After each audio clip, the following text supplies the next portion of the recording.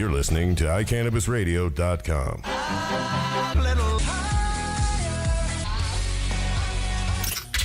Wow, we're back. We're a mile high. Overgrow the Radio has been gone for 2 weeks, and it's so good to be home. What up, Holly G? Hello, Happy New Year's. It is a new year. It's going to be 2013. Yeah, it's going to be a big year. When we're alive, we did survive the end of the world.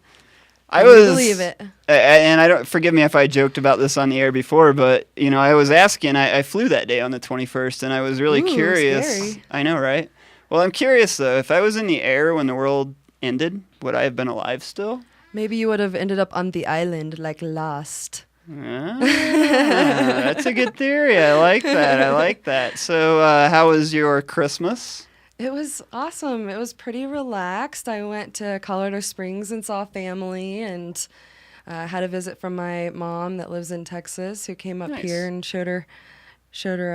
We went to a funk concert at Cervantes and danced a bit. And so your mom's cool. She's really cool. I don't know that I could take my mom to a funk concert. Maybe if it were like gospel funk, we'd be down. Right. Yeah, she's definitely become more open-minded and help other people that are around her in Texas become more open-minded because, you know, I've had my medical card and been, you know, using cannabis for a while. You were like one of the original, my dear. And it was, you know... I say that, but my mother, I should give her props because I flew home for the holidays to see my daughter, and, I was impressed with some of the conversations we had this year. It was more positive towards it? It's getting there. I think a lot like Texas, Kentucky, if you will, is still very, there are progressive pockets like Louisville, but... A lot of swag there. Yeah. It's a funny thing there, though. There's a lot of great cannabis in Kentucky, but it's all grown in eastern Kentucky in the backwoods. And it's a lot like, I'm sure everyone who watches our show's seen the Moonshiner show. It's very tight-knit, and unless you know these guys, you don't get good bud. Cannabis, not bud. You don't get good meds. Weed. I lived there for a lot of years, more than I care to admit to, and it took me forever to finally find good medication. A good connection. So I moved to Colorado. Screw that. Right. Yeah, and a lot of other states are starting to become more open-minded, and I think Kentucky and Texas are going to follow. And, I think that, it just takes time. Baby steps. Well, Kentucky has, it's so weird. It's decriminalized there up to a half pound. So you can literally roll around in your car with a half pound of cannabis and be cool. Unless you have papers or a pipe. Then that half pound all of a sudden becomes time in the pen, I don't know. I don't know I don't claim to know the laws there perfectly, but I do know that when you have your cannabis, you probably shouldn't have that pipe or paper with you. Right. So. Right. Yeah, it was definitely a good holiday. I think that a lot of people were ready for 2012 to kind of end, and it was a long I think one. 2013 is going to be an awesome year. Well, yeah, absolutely. And, I to digress to Christmas, I found out, I guess, the day after Christmas. My greatest Christmas present was spending the time with my daughter, of course. She's a great little hipster. We always have some good cannabis conversations. I actually asked her a few days ago before we left, I said, well, Sophia, you know so much about cannabis and you don't live in a medical state. I said, what do you do at school when kids or your friends' parents say, oh, cannabis is bad? And she's so great. She looks at me and she's like, that's easy. She's like, I just tell them, well, do you drink alcohol? And when they say yes, I say, well, alcohol kills like 500,000 people a year, and cannabis has never killed anyone. Oh, and no one cares about that, though. Well, right, but I just love it that my daughter knows those random facts and can just throw them out like nothing. It's good that she's knowledgeable. She's the future activist, so. I think so. I think she if not already. Yeah, maybe a little. It's my kid. What am I going to say? But anyway, my big present for Christmas is I have the honor, the privilege, and I'm a little intimidated to announce that I've been named to one of the working groups for the Task Force on Amendment 64, the Governor's Task Force. Yay! It's pretty exciting. The official title of my group is the Local Authority and Control Work Group, or working group, technically. I believe our first meeting is next Friday, and later in the show, I'll shout out the time and location because they are open to the public. So that's mostly to, have a meeting to collect research and. Well, let's explain that for the folks out of state. How does that work? Well, what's going on right now, as everyone knows, we legalized. That was 2012's big highlight in my mind. So the next step is we need rules, because with the original amendment, it leaves a lot of gray areas. There's no regulation to it. There's a lot of work to be done. So what is happening now is the governor appointed a task force of 24 people, which was originally what we were hoping for. The way it turned out, really no one from the industry got into that. It looked mostly political. So they've taken, I believe, 2 people from the task force and they've divided it in, I think, to 12 groups and maybe a few less. But those groups will move forward in specific areas. So we will address, I'm guessing, local issues. We haven't had our meeting yet, so I need to be educated. Right. And then we'll be the first to find out what was discussed here on Maybe. the show. I may give it to some other show. You never know. No. I may have to give that exclusive up. I think our listeners will definitely have to get a first taste of what's going on. It's surreal. When I say I'm intimidated, it's more I know for a fact, I don't know who's in the group yet, but I know I'm working with 2 district attorneys. I believe one's from Gunnison County, and the other, I believe, Eagle or somewhere out that way as well. And then there's also a senator involved in our group. So it's not that part of it really that intimidates me as much as the fact that I'm moving forward for patients. I'm moving forward for the industry. What the work that we're doing now affects thousands, if not hundreds of thousands of people. To me, that makes me very nervous. I put a lot of pressure on myself to do the right thing and do what I can to contribute. I will say it looks like that we have our work cut out for us. It looks like the groups are stacked, if you will, against us a little bit. The group I'm in, it looks like it's myself and maybe 2 other friendlies, throw up the old air quotes. Organica, and help me there, I believe maybe a dispensary here in Denver. Does that sound familiar? I've heard of it. Okay. And forgive me, but I'm deciphering email addresses right now is the only way I know this. And then a couple of the DAs have responded, and the senator responded to the original email. So those are for sure.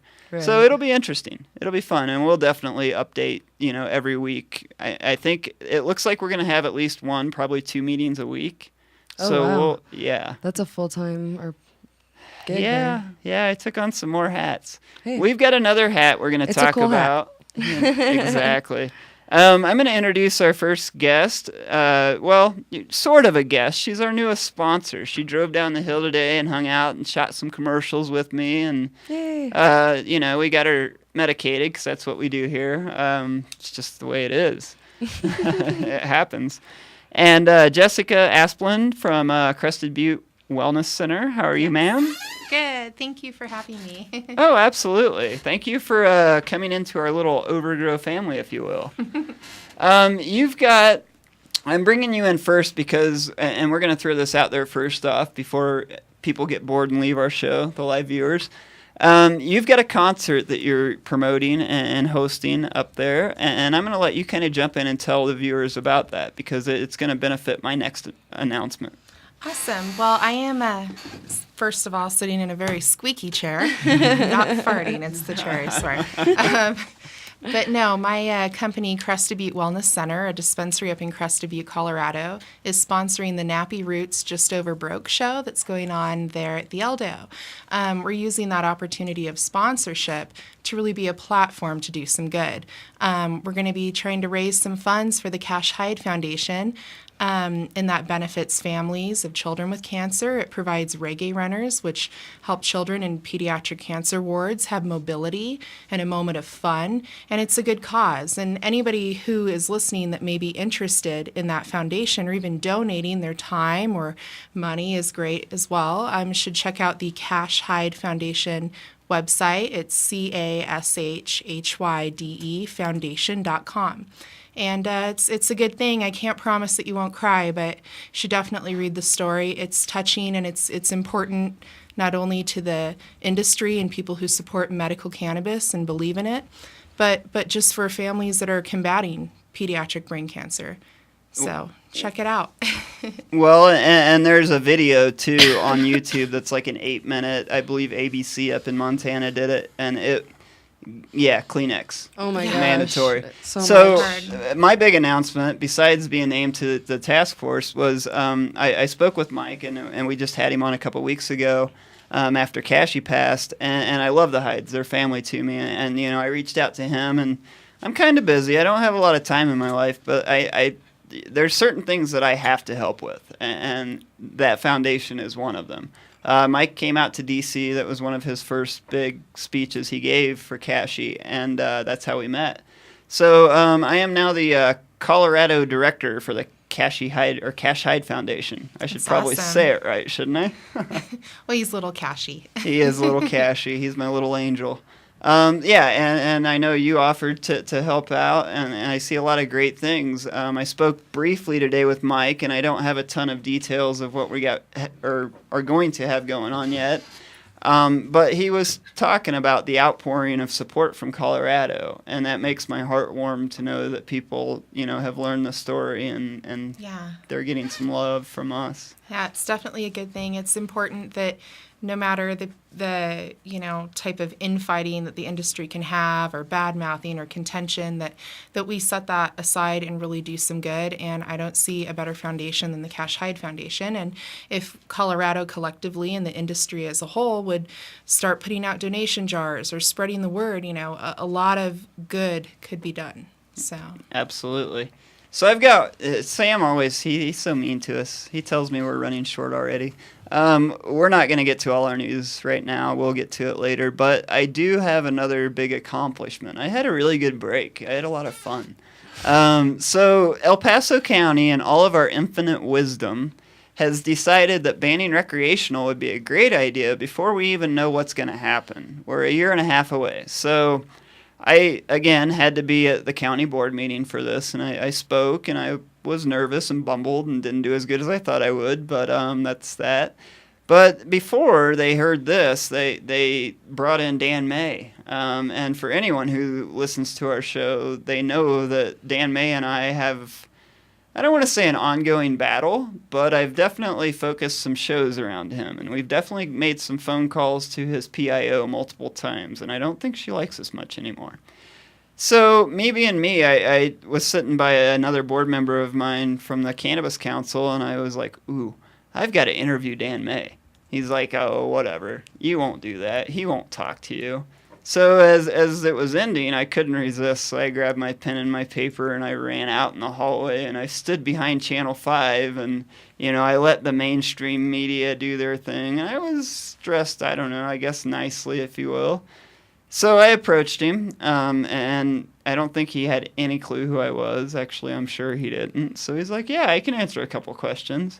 So here you go, El Paso County, the first exclusive Dan May interview, because I don't think anyone's ever interviewed Dan May unless you're from Channel 5.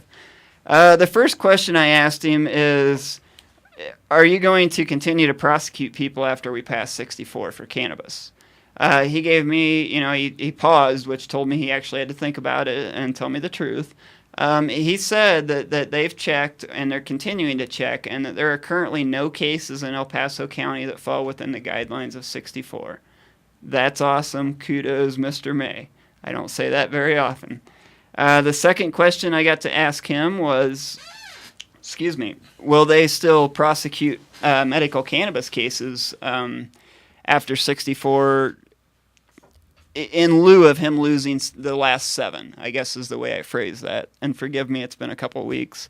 What he told me is basically his office has a priority now, and he stressed the word now, so it makes me think that he realized he needs to quit losing these cases, that they now review every case individually 2 or 3 times to make sure that it's really something they want to move forward with. Now, judging by the last case I just sat through with Allie Hillary, or I didn't sit through the whole thing, but followed it. I don't put a lot of stock in that second answer, so we'll see. But it's pretty cool that I finally cornered Dan May and at least got 2 questions out, and the folks might get an answer or 2. So I think here in a couple minutes we're going to take a little break. I did want to mention with the minute that we have left, Club 64, our buddy Rob Corey. I don't want to say he took our idea because I think like 1,000 different people had an idea for a cannabis club. So Right. anyone that claims anyone took the idea, that's And I think a couple foolish. other ones have tried to open as well. I know one, what was it called? The White Horse. The one south of Colorado Springs. Yeah, and what happened there, I think, is the landlord freaked out. Thought he was. They gonna had get a in pretty cool trouble. concept, though. It's a little different than Club 64. They were trying to make it to where you bought a $20 cup of coffee, $20 to $40 cup of coffee, and they gave you free cannabis with it. Nice. So must be a delicious That's- cup of coffee. Yeah, it varies right now from attorney to attorney whether they think that's legal. We'll see what Right. happens. I Well, guess. and we'll I know just soon. actually found another article real quick because it's on the same subject. There's a place called the Hive Co-op, and it's a coffee and tea shop, and it's opening up in Lafayette. Huh. Nice. And it says there's bring your own cannabis. There's a 1 ounce limit, $5 cover charge, which is a huge difference. I think the Club 64 was like $50 or something. 30, like I that. think. 39 or something. 29. It's only 29. Yeah. 29 for the first or something like that. I think they were still right now it's working that out. There's a membership. So we're gonna get them on and talk to him. I think in the next week or Find 2. out more. Yeah, and talk. I mean, I just think it's cool that that's legal. We should get these guys on too with this other cannabis club. We'll be having a little cannabis tour around town. Maybe we'll have to do some on-location shows. I would imagine in the next couple of years there's gonna be a lot of cannabis cafes pop up. So Yeah, and for $5, bring your own cannabis. That's pretty much like going to a Amsterdam coffee shop not bad. with a little bit of a fee. Well, it's better because you can carry 22 more grams. And on that note, we've got to pay bills, so I can go buy some more grams. All right, we love you guys. We'll be right back on Overgrow the Radio on iCannabisRadio.com. Peace. Dixie Elixirs, the patient's choice for alternative medical marijuana treatment, brings you Dixie Botanicals all-natural topical therapy, including massage oil, pain relief salve, and our newest product, Dixie Botanicals Pain Relief Lotion. This all-natural lotion pairs beautifully with Dixie Botanicals bath salt for a deeply relaxing experience with no psychotropic effect. Like us on Facebook, Dixie Elixirs, or join us at www.dixieelixirs.com. This is Jessica Asplund with the Crested Butte Wellness Center in the Craig Apothecary. I'd like to invite you into either of our locations to see the difference compassion makes. With everything from sublingual tablets, gluten-free products, and a growing variety of edibles, there is sure to be something right for everyone. We carry only top-shelf, organically grown cannabis at affordable prices for everyone. Stop in and see us at our Crested Butte location at 329 Bellevue Avenue or at our Craig location at 611 Breeze Street. Dixie Elixirs and Edibles, Dixie Tonics Medicated Energy Boosters, containing approximately 60 milligrams of active THC and other cannabinoids, and as much caffeine as a cup of premium coffee. Dixie Tonics are medicated energy shots that are easy to take on the go and will provide rapid pain relief that won't slow you down. Available as a single serving in our refreshing mandarin orange flavor. Ask for them at your local medical cannabis center today. New from Dixie Elixirs and Edibles, Medimints, melt-in-your-mouth medicine. Each mint contains approximately 10 milligrams of THC and other cannabinoids. If the mint is allowed to melt in your mouth, uptake is sublingual and thereby faster and more potent than other edibles.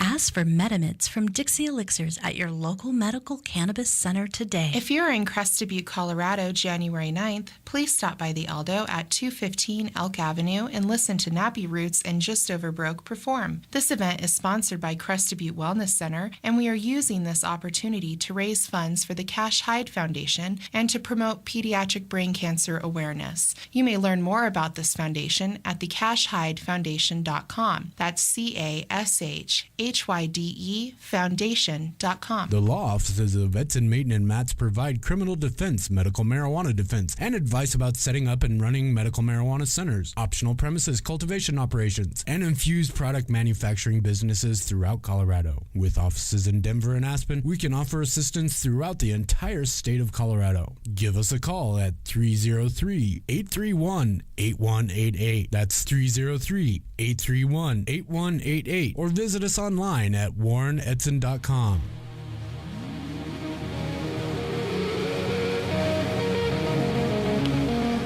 Hello, hello. We're back here on iCannabisRadio.com. This is Overgrow the Radio. I'm Holly G, and I'm here with Stickman. No, you're not. Yes! And we're getting all pumped, geared up for a show of 2013.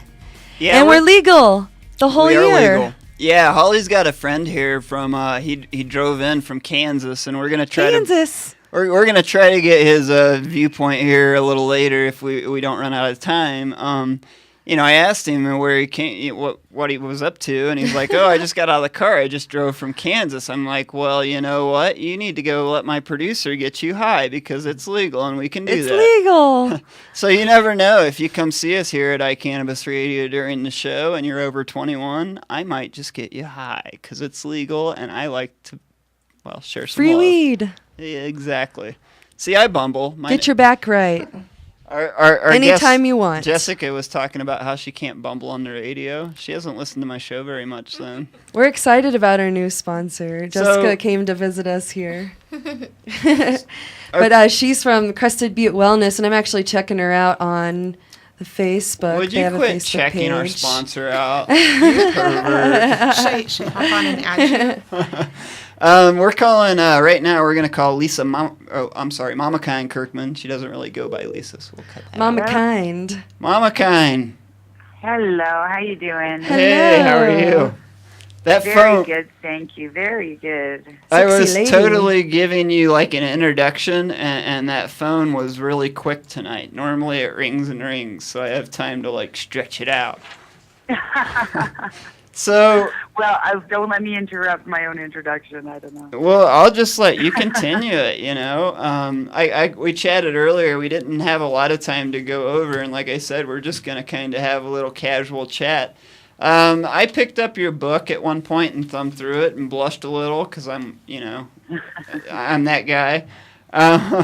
So we're going to get into that, but first off, I want you to let our listeners know kind of who you are, what brought you into activism. Sure.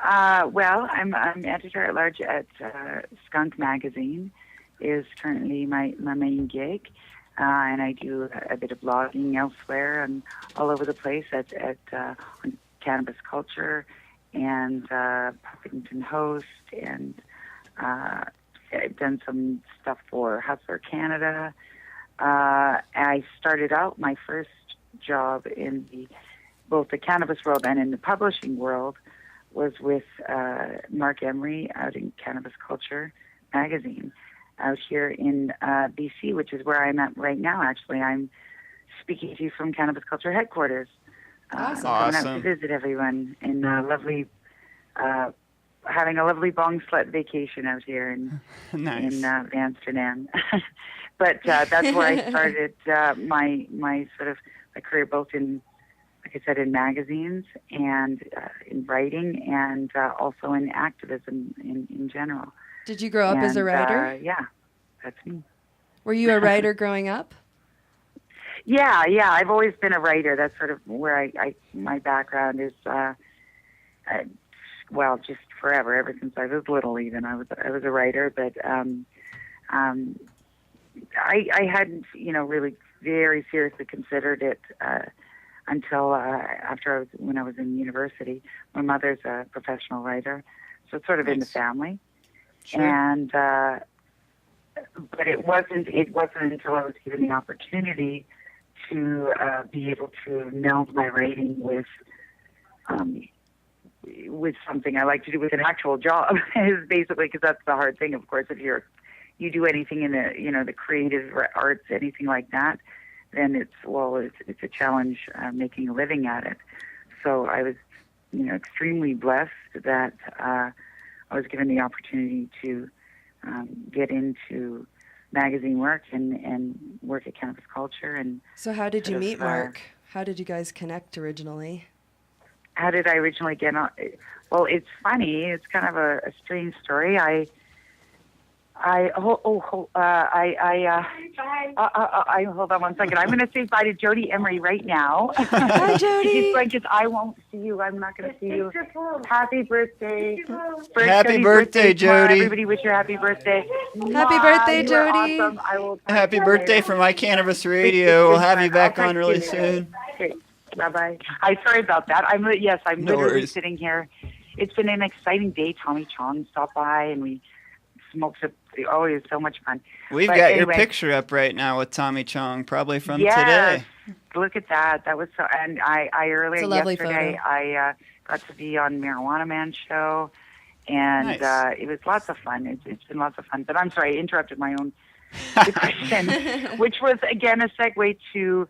Well, Mark, basically, the Cannabis Culture at the time, Dana Larson was the editor-in-chief, Mark was his publisher, and Pot TV had just started too. A day everybody was out on the Sunshine Coast in D.C., and I got a subscription to both High Times and Cannabis Culture, but with my CC subscription, I entered a contest for new subscribers, and I won basically a trip to go out to a awesome ganja food party out on the coast with Mark and everybody, and that's just kind of where I touched base and I met everyone. That's awesome. And we started to hang out, and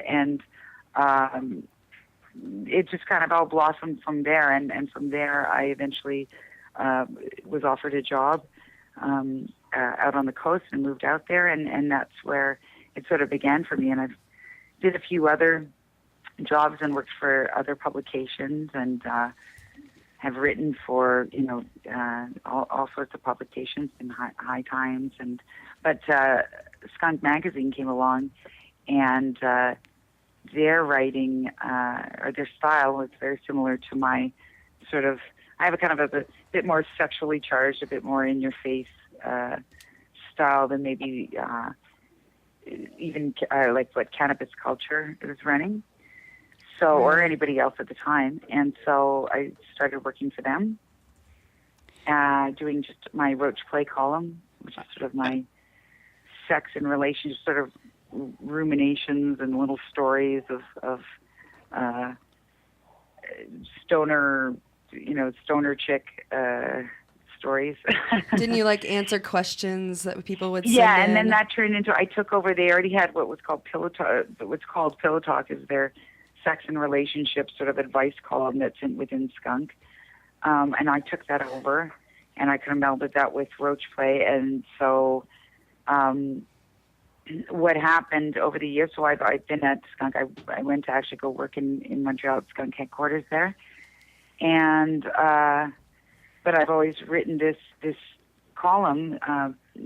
People have written me these sex and relationship and pot questions over the years, and that's what that is. And then Ed Rosenthal came to me one day and said, we'd like to put it all, some of them anyways, into a book, compile them into a book, the sex and relationship advice columns and questions and quizzes. And that's what Sexpot is. Did he also indoctrinate you into the DEA? Indoctrinate me into the DEA. Are you one of Ed's? Are you one of his auxiliary DEA agents? Who is the auxiliary? I'm confused. You haven't heard about this. I am very, very this. stoned, so I will say that. No, you're good. You're good. You should go back and watch our episode when he was in studio a month ago or so? Something like month that. and a half ago. Yes, he made us take the oath. We took an oath. He was in studio. That you are not part of the DEA? No, that we were going to help get rid of all the cannabis around the world by burning it one bud at a time. That's not the exact oath, but and you have That's a to, noble cause. you always have to That have sounds your. like something Ed would come up with. That's a noble cause. Exactly. You always was have fun. to have the whole portable incinerator in your pocket, so Oh, you're yes. able to get rid of it. I like that idea. I like that.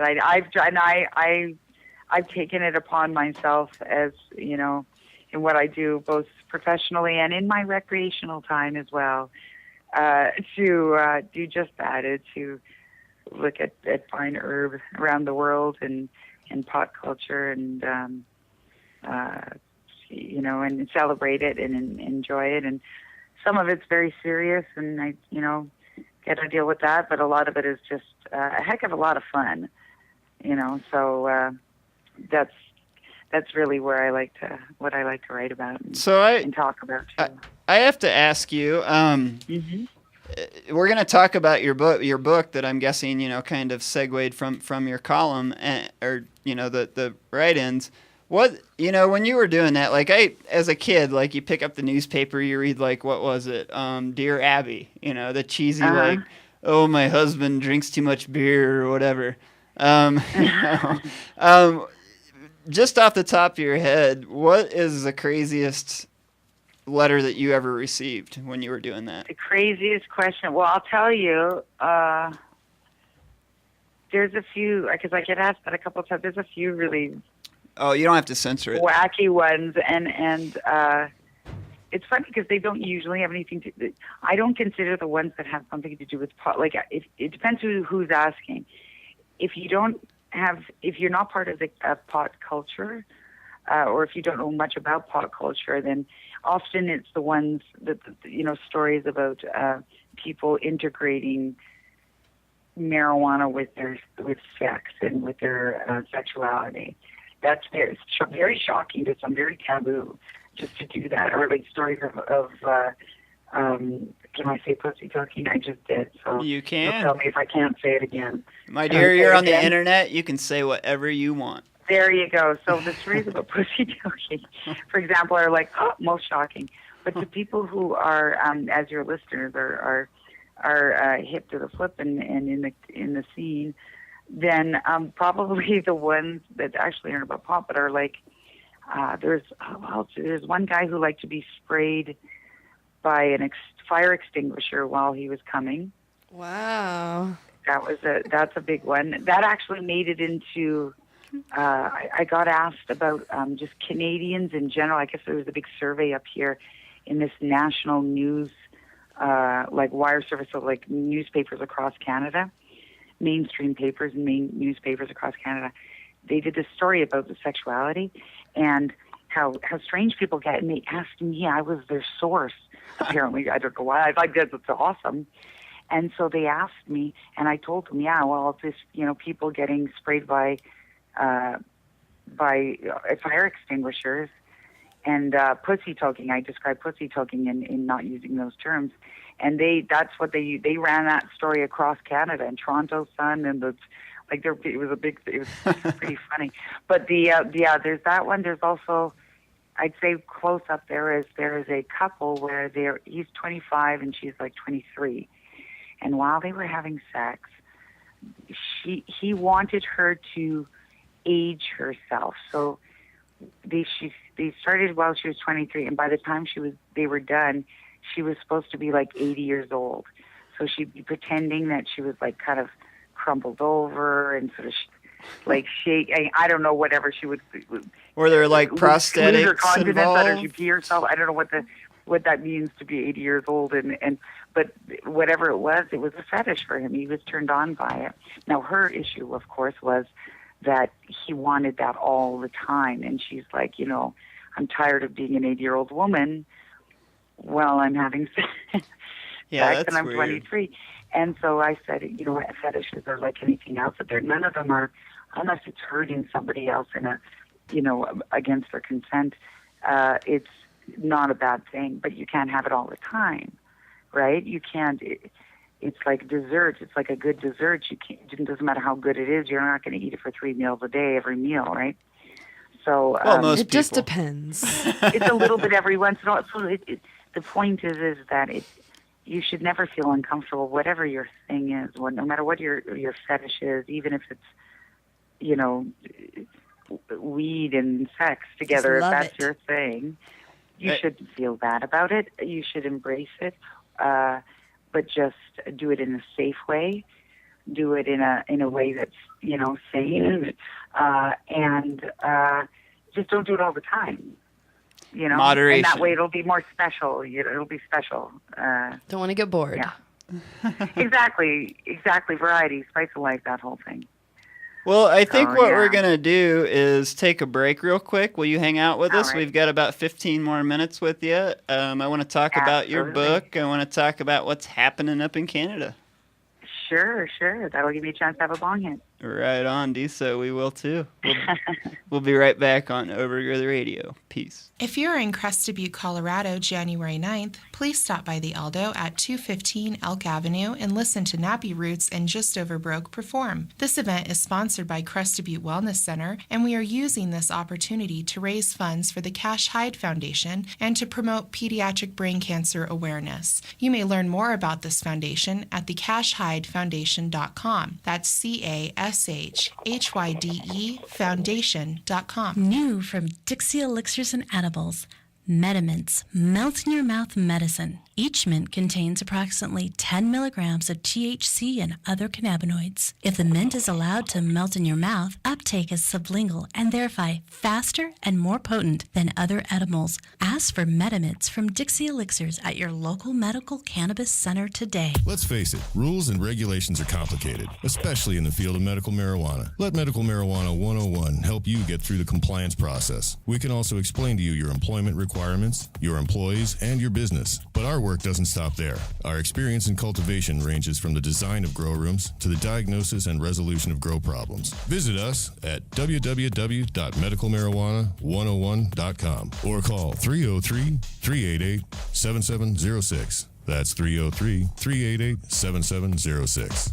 That Mad Hatter Smoke Shop has everything from space glass to butane and butane accessories, I tell you what. Located at 6091 West Colfax in Lakewood and now at 2615 Walnut Street in Denver.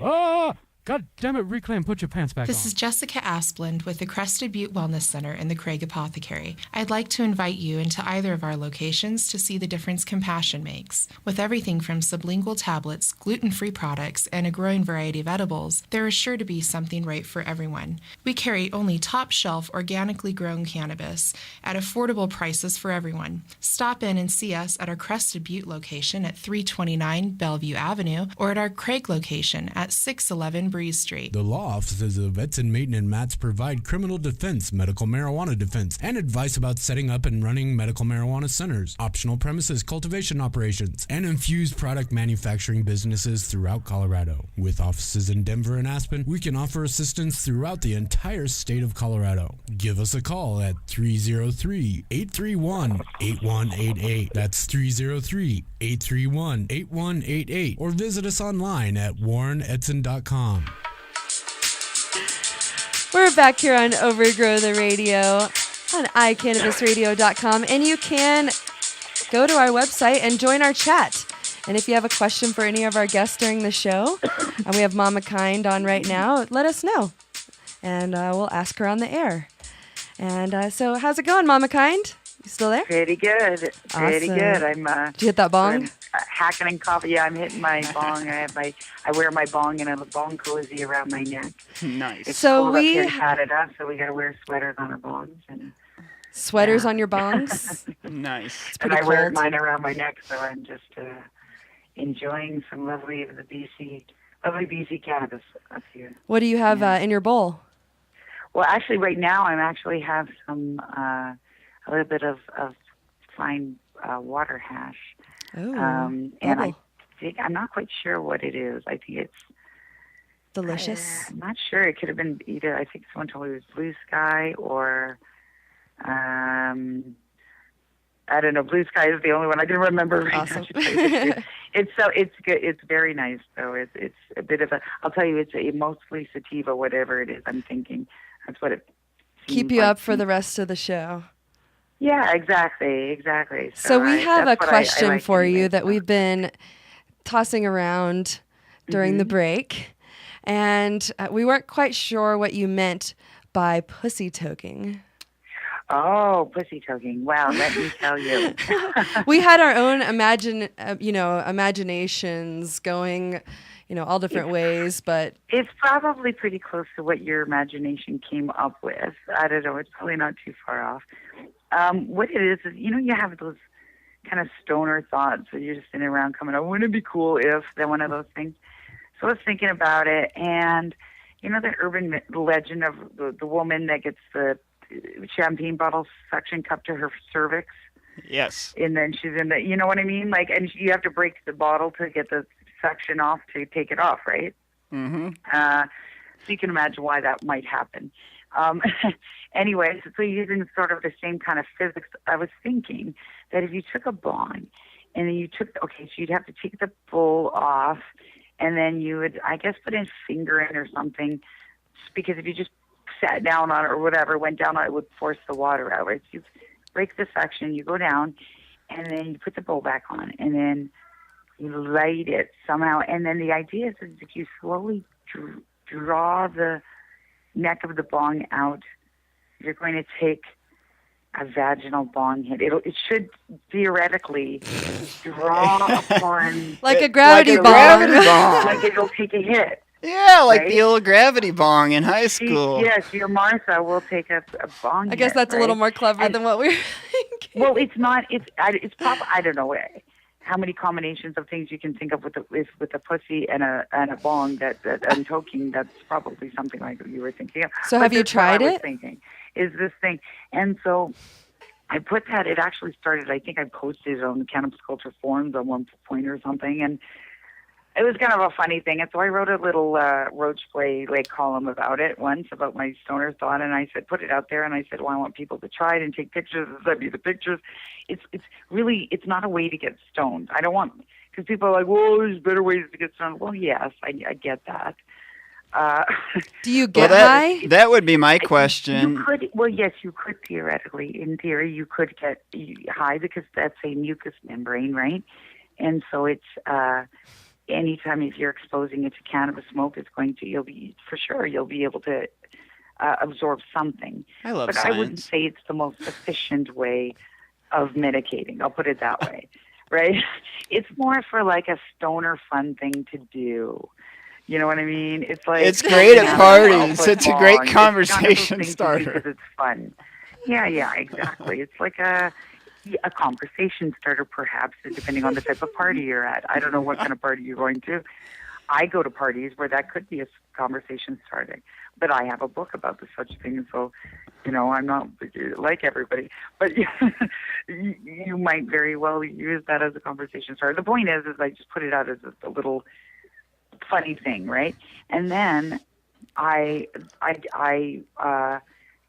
wrote another story that ran in Skunk about how I actually tried this by myself after doing some psychedelics.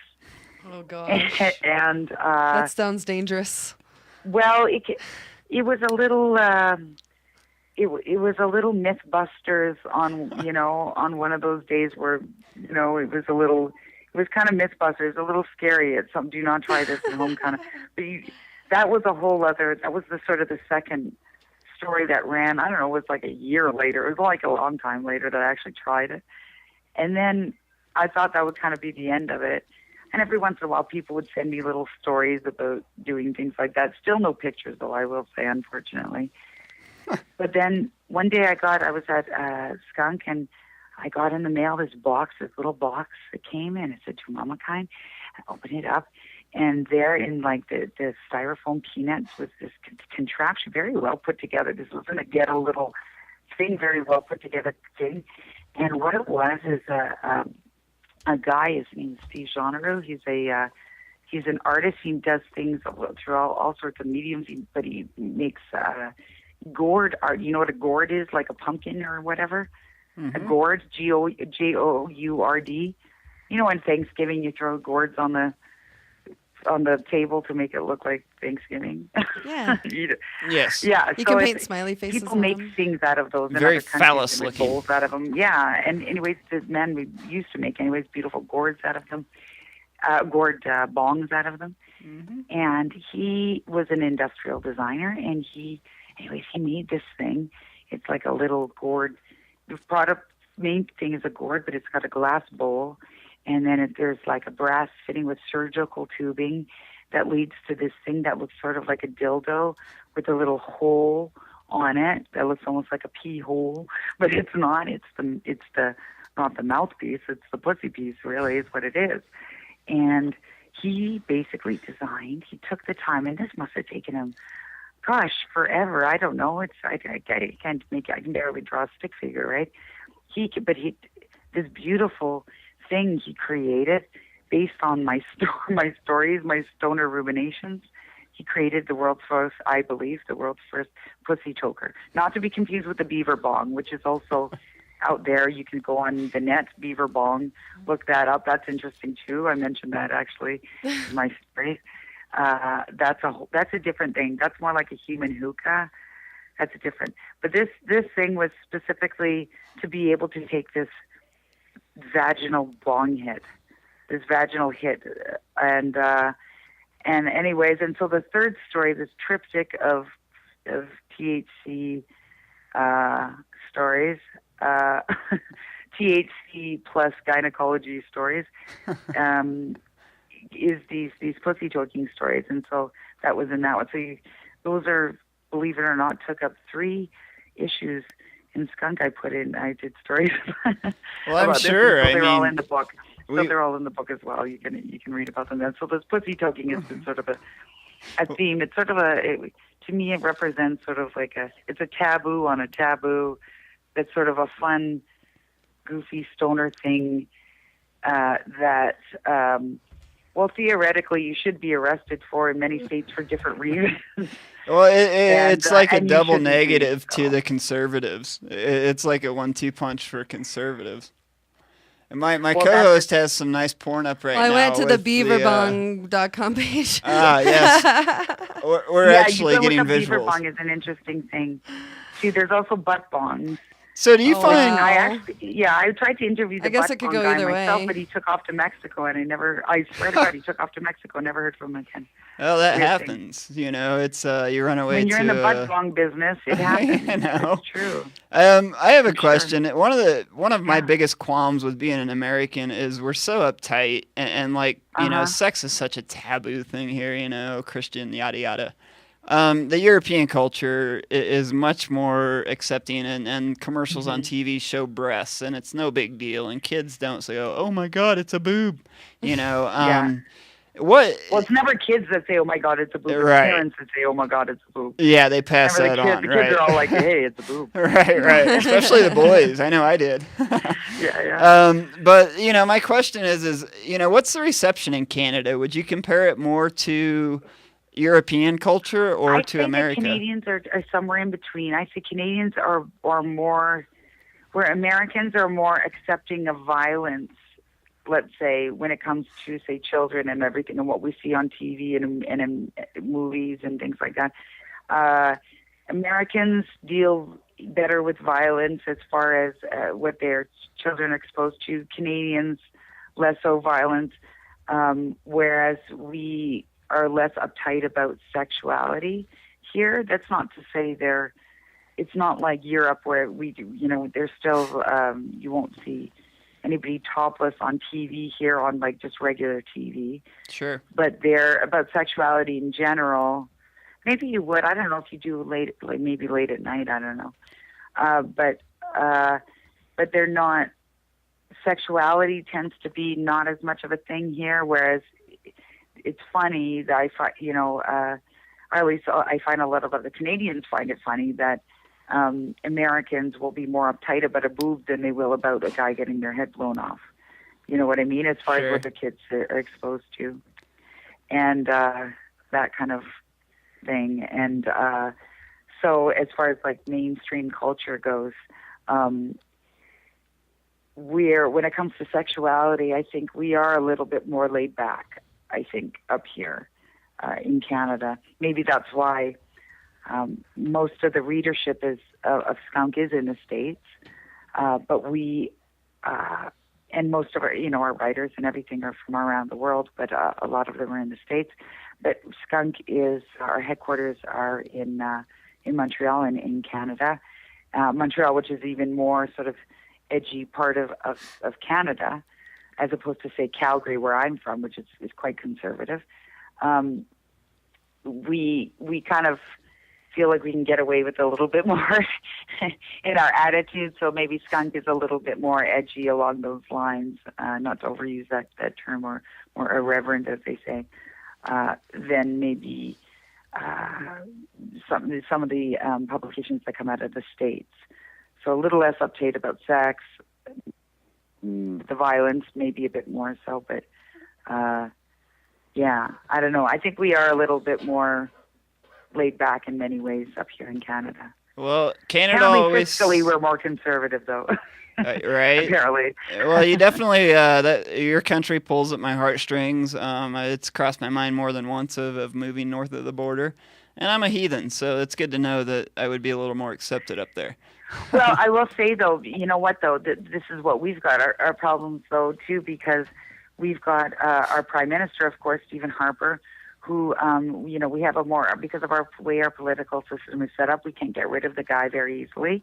And he wasn't brought in by even the majority of the country, didn't even vote him in.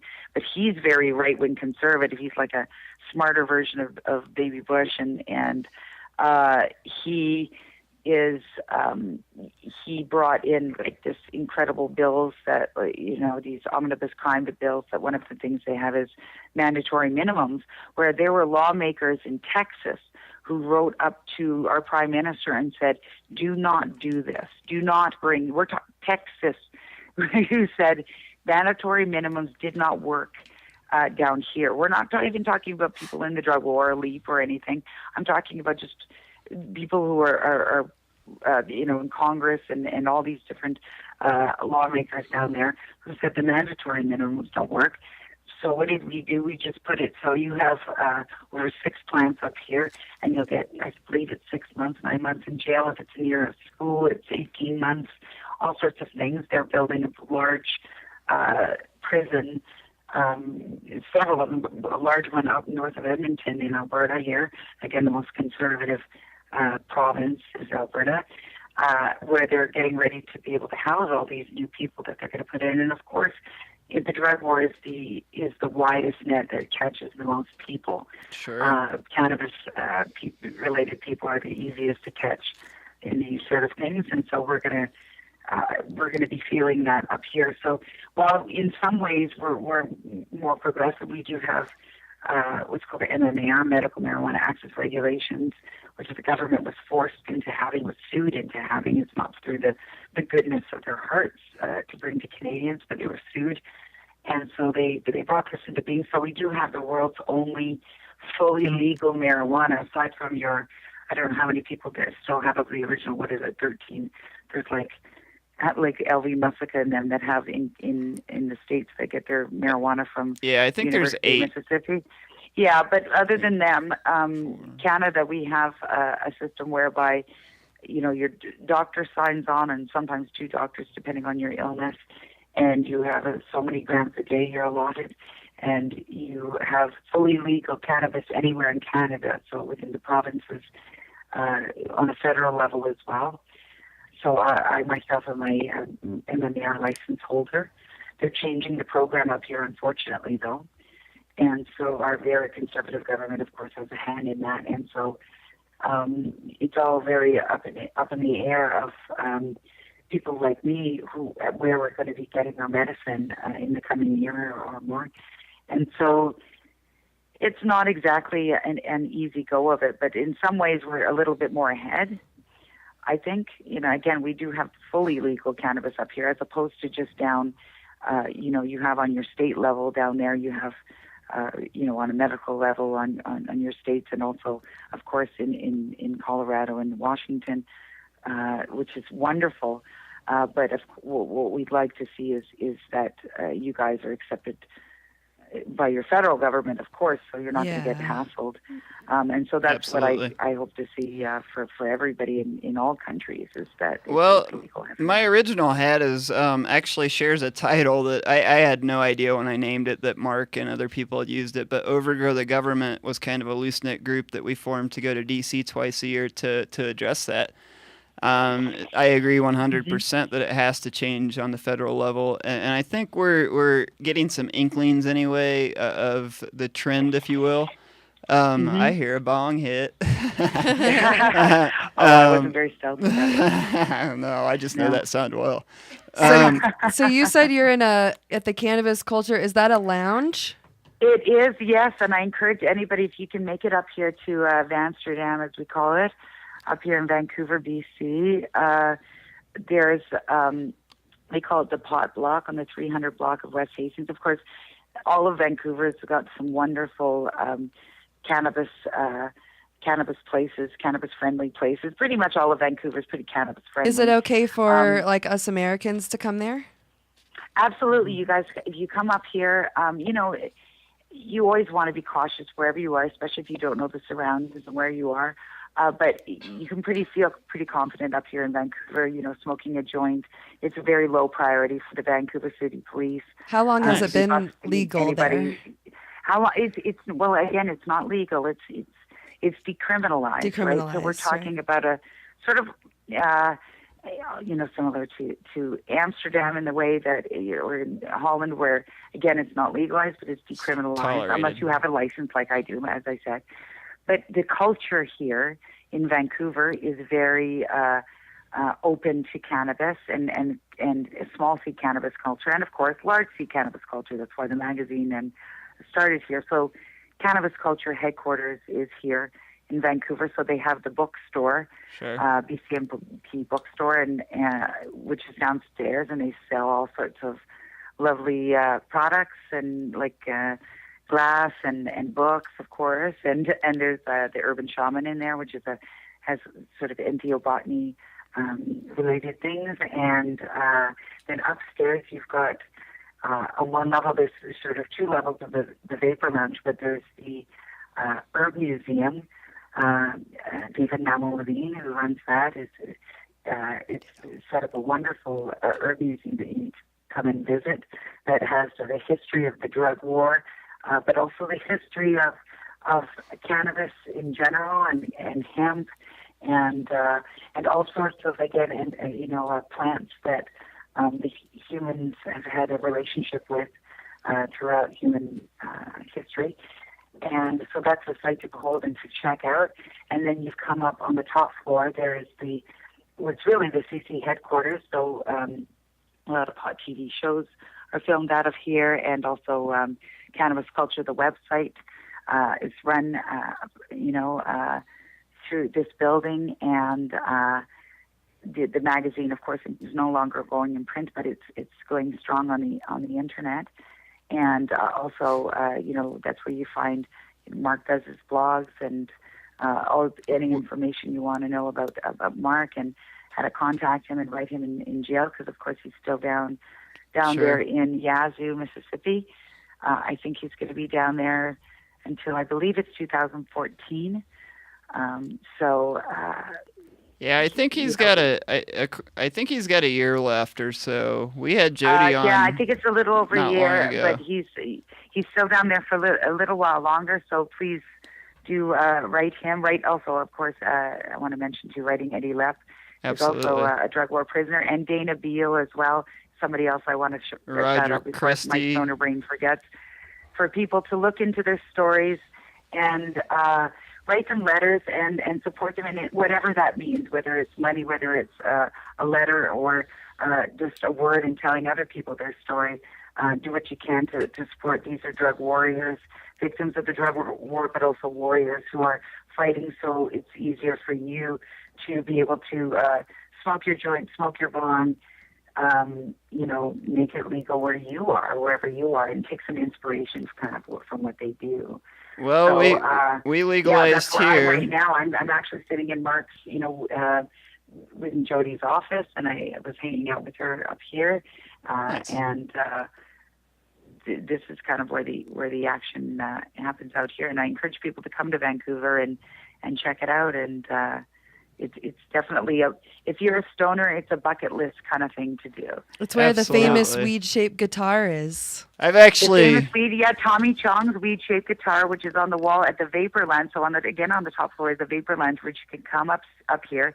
You bring your own. They do not sell cannabis here, but you can come up and bring your own cannabis, and you can. There's vaporizers. I think it's a very nominal fee. It's just to go there, and you can rent some like high quality, volcanoes and things like that, and you can. There's bongs there to be able to use, and papers, and whatever you need to enjoy your cannabis there. And you can look at Tommy Chong's weed-shaped guitar that's on the wall. And Tommy Chong, you never know, as I was saying, you were saying I posted there, you never know who's going to wander in. Because I was just here and Tommy Chong wandered in earlier. Nice. And we were sitting here, just hanging out. And well, hey, very, real very quick. Cool. Real quick, not to cut you off. We are way over time, but before we have... Sorry, no, you're good. We do that too. Before we have to run, I want you to shout out your book for everybody because, obviously, we could have went for an hour or so just on the sex talk. So I'm sure our listeners probably want some more of that. Anytime if you got a lot of people to bring to the world, but if you got at a time, I'll be happy to come on and discuss that again. It's absolutely. Sex Pot, the Marijuana Lover's Guide to Getting It On. And you can, and also I want you to check out Skunk Magazine and the white issue that is coming out, tribute to the Fab Four. White issue is really neat. It's a cool issue. But check out Sex Pot. You check out mamakind.com and skunkmagazine.com. But mamakind.com has all my links on there. Go to Amazon, quicktrading.com. Of course, Ed Rosenthal's is my publisher there, and you can also find Sex Pot that way. Those are the ways that you can track me down. Very good. Amazon's probably Awesome. the easiest. But again, it's Sex Pot, the Marijuana Lover's Guide to Getting It On, and Guide to Getting It On. 420 on Twitter and Instagram, and otherwise just look for Mama Kind. And get the book and read it. Before you know it, Stickman's going to renew the old passport and just come hang out in Vancouver and smoke bowls with Mama Kind. Please do, because they don't let me down there yet. Pretty soon I'm Bastards. working on trying to get back down into the States and hang with you. Oh, I love my American stoner brother and sisters down there. But eventually that'll happen. But in the meantime, you all have to come up and visit me because I get lonely. Right on. We will. Mama Kind, thank you so much for coming on tonight. It was been a pleasure, and you made me blush more than once. So it worked out. I think we have to go to a break. Yeah, we do. I think you know what time it is. I think it's time for a 10-minute break because we got to go get our back. Well, my back right. I got to get my back right. So stick around, enjoy some music. We'll be back in just a few minutes here on Overgrow the Radio on iCannabisRadio.com. Peace. Dixie Elixirs, the patient's choice for alternative medical marijuana treatment, brings you Dixie Botanicals all-natural topical therapy, including massage oil, pain relief salve, and our newest product, Dixie Botanicals Pain Relief Lotion. This all-natural lotion pairs beautifully with Dixie Botanicals bath salt for a deeply relaxing experience with no psychotropic effect. Like us on Facebook, Dixie Elixirs, or join us at www.dixieelixirs.com. Hi, I'm Josh Stanley. And I'm Jesse Stanley. Two of the brothers here from National Geographic's American Weed, and we'd like to invite you to come into our dispensaries in Colorado Springs. Come in for the most pure organic strain selection in Colorado. It's all hand-grown by the Stanley brothers, especially for our patients. So come in and visit us at our two locations, East Platte and West Colorado. And remember, always be kind to each other.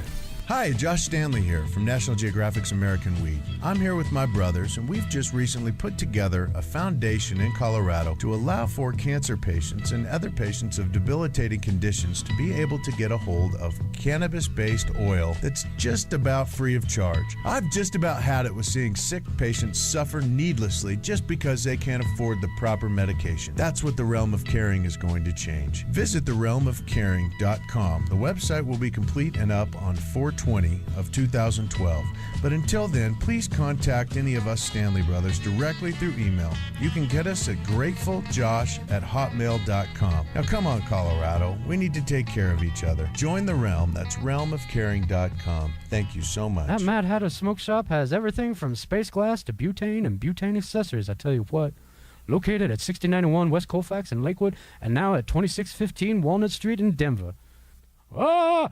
God damn it, Reclaim, put your pants back on. New from Dixie Elixirs and Edibles, Metamints, melt-in-your-mouth medicine. Each mint contains approximately 10 milligrams of THC and other cannabinoids. If the mint is allowed to melt in your mouth, uptake is sublingual and thereby faster and more potent than other edibles. Ask for Metamints from Dixie Elixirs at your local medical cannabis center today. Dixie Botanicals hemp oil wellness products featuring Salvation Balm. Salvation Balm offers salvation for your tired muscles. In addition, natural ingredients support the skin's own internal renewal process. Dixie Botanicals Dewdrops hemp oil supplement featured in 2 formulas, a 1 ounce 100 milligram formula and a 2 ounce 500 milligram extra support formula. Dixie Botanicals hemp oil dewdrops support your health and wellness goals. Hemp oil is well known for being a rich source of highly bioavailable protein. Additionally, Dixie Botanicals dewdrops is a healthy source of all 9 essential amino acids, high amounts of fatty acids and fiber, as well as vitamin E and trace minerals. Last but not least, Dixie Botanicals hemp oil supplements. These capsules are carefully selected and extracted using a process designed to preserve their naturally occurring constituents. Dixie Botanicals offers hemp oil support for all your health and wellness goals. Find us at dixiebotanicals.com. This is Jessica Asplund with the Crested Butte Wellness Center in the Craig Apothecary. I'd like to invite you into either of our locations to see the difference compassion makes. With everything from sublingual tablets, gluten-free products, and a growing variety of edibles, there is sure to be something right for everyone. We carry only top-shelf, organically grown cannabis at affordable prices for everyone. Stop in and see us at our Crested Butte location at 329 Bellevue Avenue or at our Craig location at 611 Breeze Street. The law offices of Edson, Maton, and Matz provide criminal defense, medical marijuana defense, and advice about setting up and running medical marijuana centers, optional premises cultivation operations, and infused product manufacturing businesses throughout Colorado. With offices in Denver and Aspen, we can offer assistance throughout the entire state of Colorado. Give us a call at 303-831-8188. That's 303-831-8188. Or visit us online at warrenedson.com. Dixie Elixirs, the patient's choice for alternative medical marijuana treatment, brings you Dixie Botanicals all-natural topical therapy, including massage oil, pain relief salve, and our newest product, Dixie Botanicals Pain Relief Lotion. This all-natural lotion pairs beautifully with Dixie Botanicals bath salt for a deeply relaxing experience with no psychotropic effect. Like us on Facebook, Dixie Elixirs, or join us at www.dixieelixirs.com. That Mad Hatter Smoke Shop has everything from space glass to butane and butane accessories, I tell you what.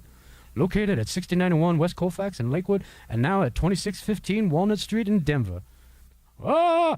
God damn it, Reclaim, put your pants back on. Overgrow, Colorado, the premier medical marijuana dispensary in Colorado Springs, is proud to be a part of the medical marijuana community. Overgrow, Colorado works hard to make every patient feel comfortable and informed. With a great selection of medical cannabis in multiple forms, the patient finds many premium choices to aid in their self-treatment. The staff at WeGrow Colorado is another large part of what makes WeGrow Colorado the #1 choice for many patients throughout the state. Visit them today at 2502 East Bijou Street in Colorado Springs for an experience that will last and last. If you're in Crested Butte, Colorado, January 9th, please stop by the Aldo at 215 Elk Avenue and listen to Nappy Roots and Just Over Broke perform. This event is sponsored by Crested Butte Wellness Center, and we are using this opportunity to raise funds for the Cash Hyde Foundation and to promote pediatric brain cancer awareness. You may learn more about this foundation at thecashhydefoundation.com. That's CASHHYDE Foundation.com. We're back here on Overgrow the Radio at iCannabisRadio.com. And if you're not on our chat, come and join us. Tell us what you think. And we just had an awesome interview with Mama Kind, a she called herself editor-at-large with Skunk Magazine. So that was a fun one. And we're actually going to, and as you heard at the end of our break, from our new sponsor with Crested Butte Wellness, Miss Jessica Asplund, who we have here in studio. Hello. We heard a little bit from you in the beginning, but we would like to pick your brain a little more about the wellness center you have going on in Crested Butte. Okay. And the one in Craig, and whatever else you have going on in your life. Yes, any other ventures? We'd like to hear Lots about your of dogs, madness. your children, your life story. No, I'm kidding. And you're doing hip-hop concerts and all sorts of fun stuff. I got a lot going on. 2 dispensaries that my husband and I own, one in Craig, one in Crested Butte, hence the namesakes of both, Craig Apothecary and the Crested Butte Wellness Center. So it's a handful. I have 2 little kids and 2 dogs and lots of madness. That sounds like a full house. It is. How is it running a family full-time and having 2 shops? It's nuts. I must have some type of mental illness to take on so much. I just kind of function well in chaos, though, so it works out nicely. So what's it like? We've talked a little bit. I won't say I know you well, but I know you. And you say you come to Denver often to pick things up, and I'm sure you've stopped in different dispensaries. Yeah. In your mind as an owner, what's the difference? I mean, what's the feel between, say, a dispensary here in Denver and one in a smaller town like Crested Butte or Craig? Well, I think the main difference that's pretty obvious is competition. There's a lot of competition in Denver area. There's people twirling signs and, undercutting, and there's just a lot of competition that goes on. In Crested Butte, this is a center that was pre-existing that I bought in May of last year. It's already last year. We just came into it and mimicked the sales, the deals, the member benefits, the policies that we already have in place at our center in Craig. And we do pretty well, everybody seems pretty nice and decent. I haven't had any issues with any other centers. I don't make it a policy to badmouth them, and I don't believe they're doing that about my center. So it's kind of harmonious. Crested Butte is very laid back. Very free-spirited. I'm sure there's enough patients to be covered by all the dispensaries in the area. Well, actually, the population of Crested Butte is like 1,400, like 1,400. Wow, that's surprising. Well, it's a resort town, though, so a lot of the people there are second homeowners, people that travel in, that also have their card. So okay, cool. Well, that's interesting. That's where a lot of the business comes from. I actually asked this question before we had another dispensary on from a small town, but I always like to get different perspectives.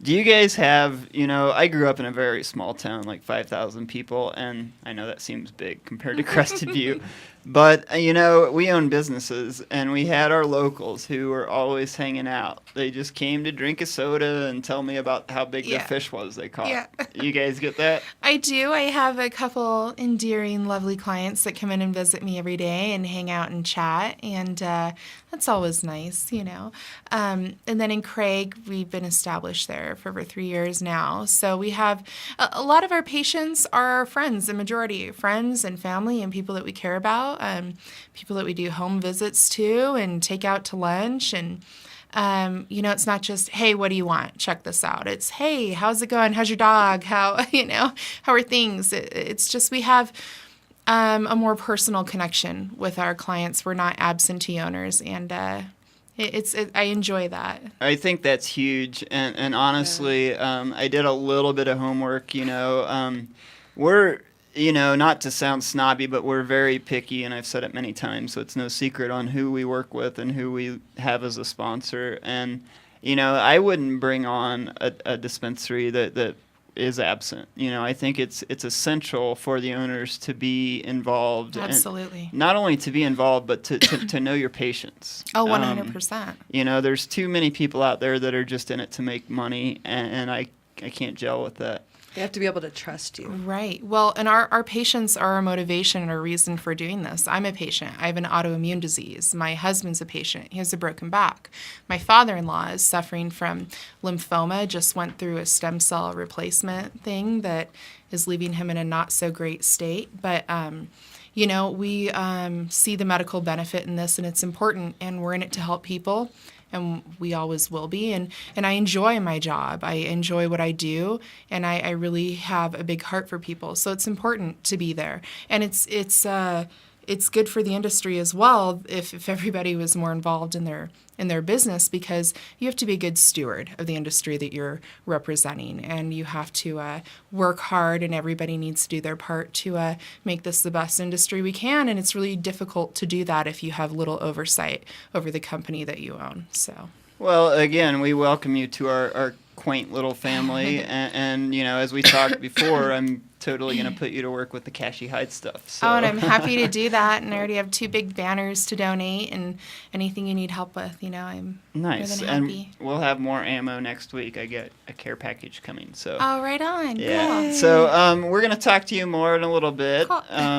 It will keep you around and keep you happy and medicated and whatever you need.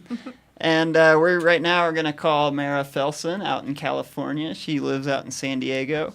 Mara's an attorney out there. She focuses on employment law, which I think is a big issue right now here in Colorado because we just legalized. So we're going to have... Somebody's got to do it. Hey, Mara, it's Stickman. How you doing? I'm good. How about you? I'm good. We've got you live on the air with myself, my co-host, Holly G. Hello. And we've actually got our new sponsor sitting in tonight. Jessica's with us as well. Hello. So hi, Jessica. It's a full house. Yes. All right. So I gave you a brief introduction, and you and I actually had a chance to speak for a few minutes anyway on the phone.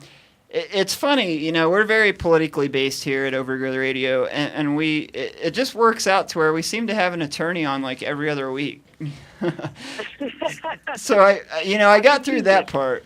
I mentioned that you have sort of a focus on employment law. You work a lot with that. I'm kind of let you take over and tell us a little bit about you and what piqued your interest in cannabis. Oh, I come to all this as a patient before coming to it as a lawyer. So my interest in it is very, very deep and very strong and very personal. So for me, I've taken an interest in really everything that has affected me,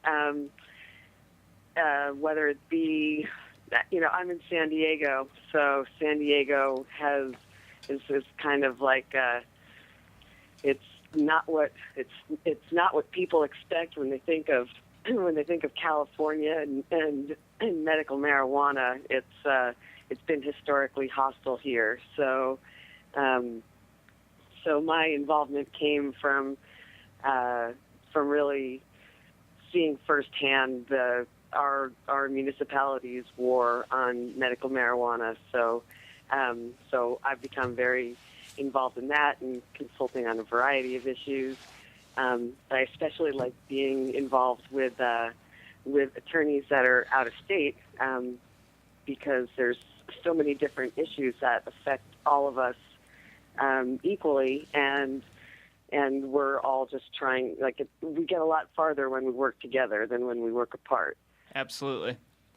That's a pillar of my life, and I'll just jump in real quick and throw it out there that we'll be back in D.C. on April 20th.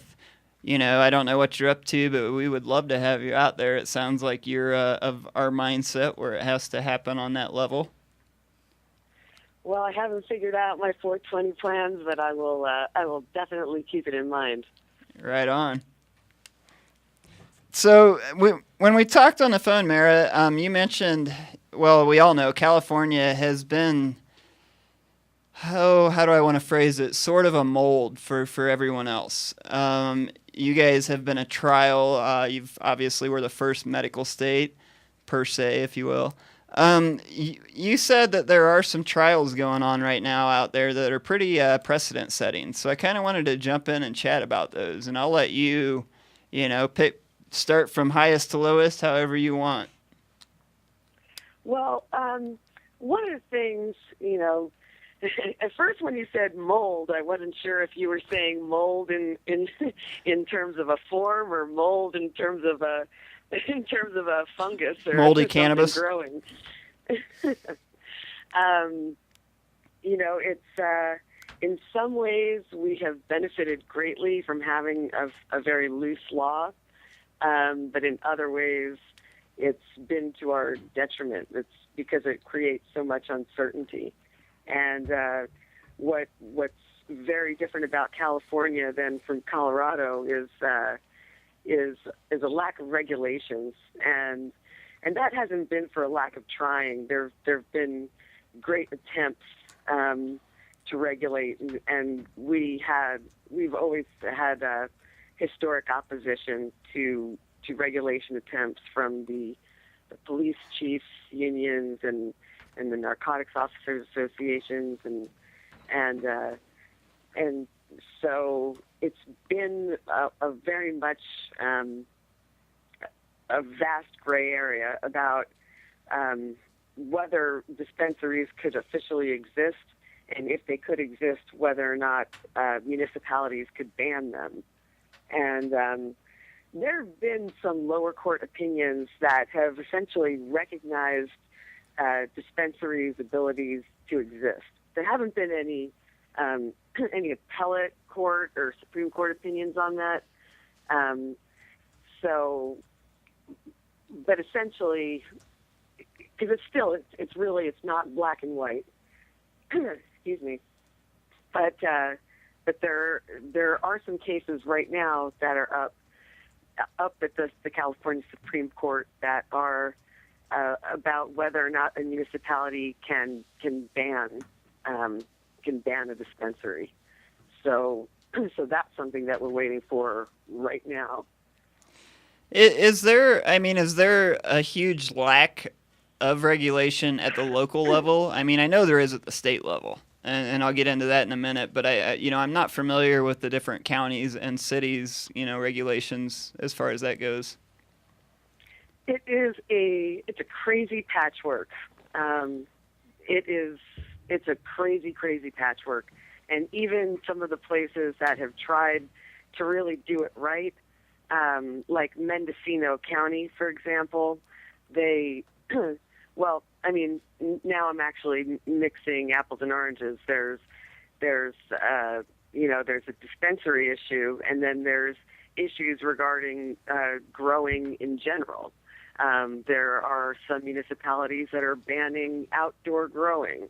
Then there are some municipalities like Mendocino that had this very groundbreaking zip tie program where people could purchase, like a zip tie, which is like there's like a registration for a plant, and I don't recall exactly how many they got registered, but I know that they collected like $600,000 in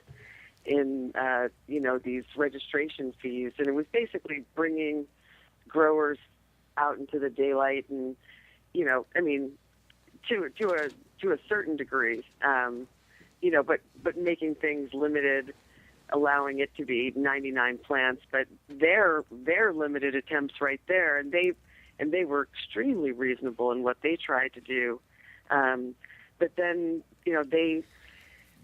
we get a lot of federal interference, and in Mendocino, there was federal interference there, and we're still facing that. The feds have tried to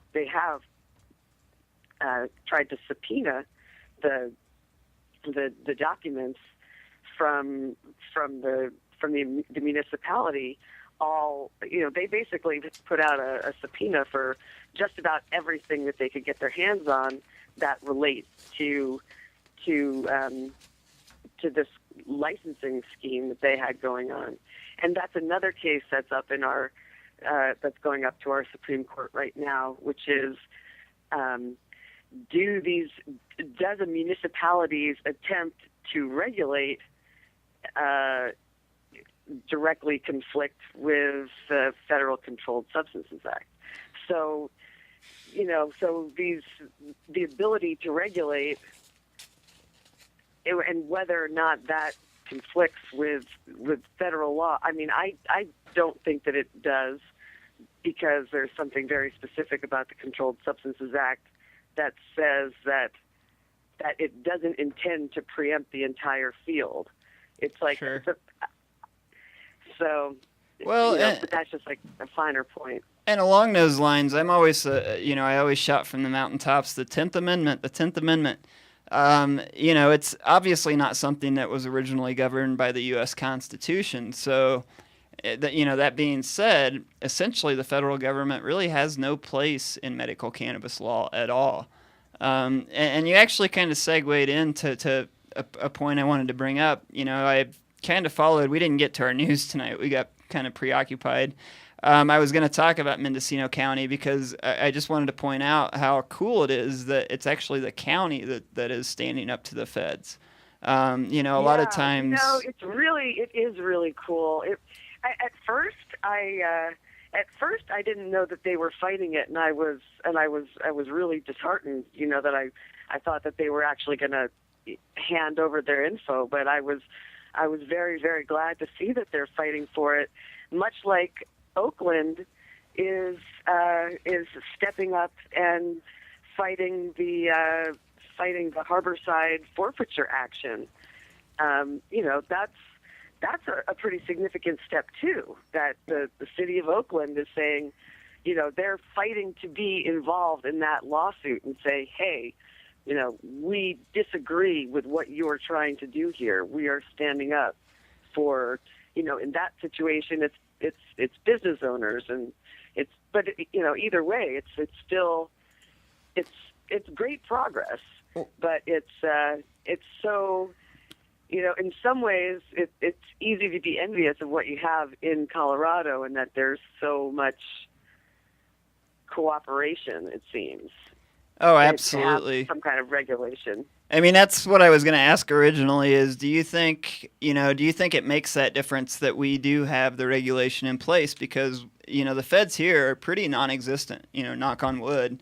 And then you look at California and, it seems like every other day the feds are closing a place down.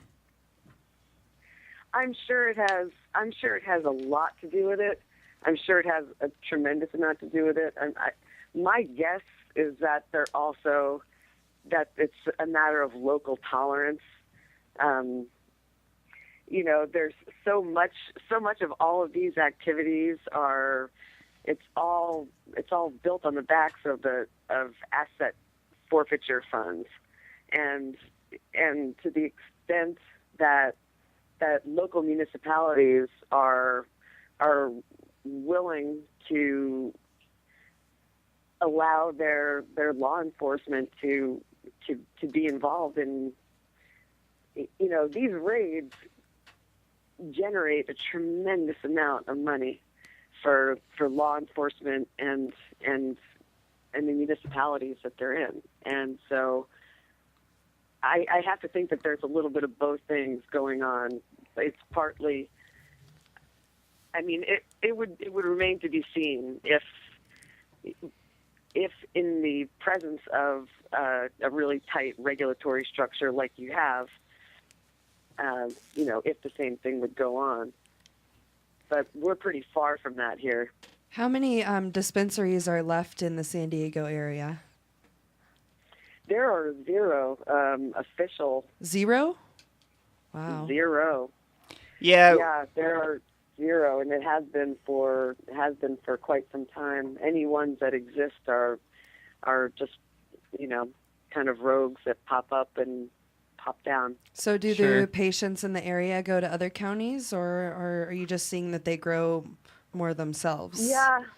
Well, it seems to be a lot of people going to other places, people going to other counties. But it also seems that there's a lot more just. It's very much more a black market, more so than it ever has been. And that's unbelievable, because most people, when they think of California, they think open-minded pot laws. Yeah, it's true. It really is true. And even just today, I think, or it was today or yesterday, I believe, that I heard that Los Angeles used to be a place that was consistently, had reliable access. And they've gone through many iterations of bans, partial bans. Right now, there's something that's going to be on the ballot, something that just gathered enough signatures to limit the amount of dispensaries, which in some ways it could be good, in some ways it could be bad. They've had a tiny number of dispensaries in Oakland for many years, and it's worked out well, to a certain degree, I'm sure. I mean, it seems that that patients have a vast amount of access, or at least they did. Sure. But yeah, it's very uncertain. It's very, very, the access situation in California is extremely uncertain.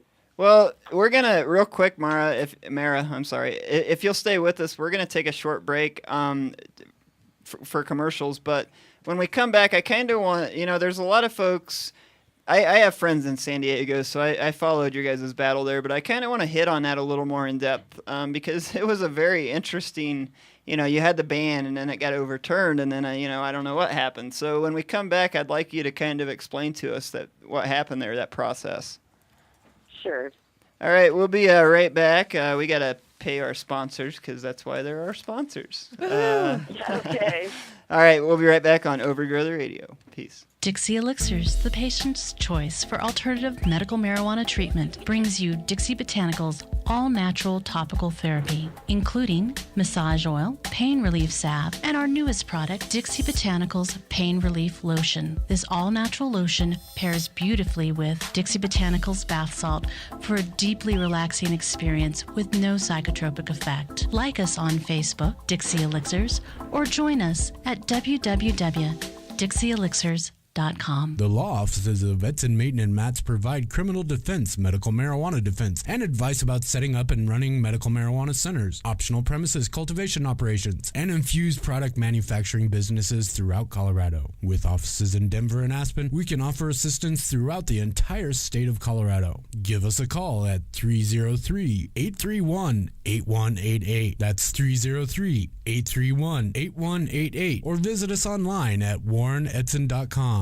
Hi, I'm Josh Stanley. And I'm Jesse Stanley. Two of the brothers here from National Geographic's American Weed, and we'd like to invite you to come into our dispensaries in Colorado Springs. Come in for the most pure organic strain selection in Colorado. It's all hand-grown by the Stanley brothers, especially for our patients.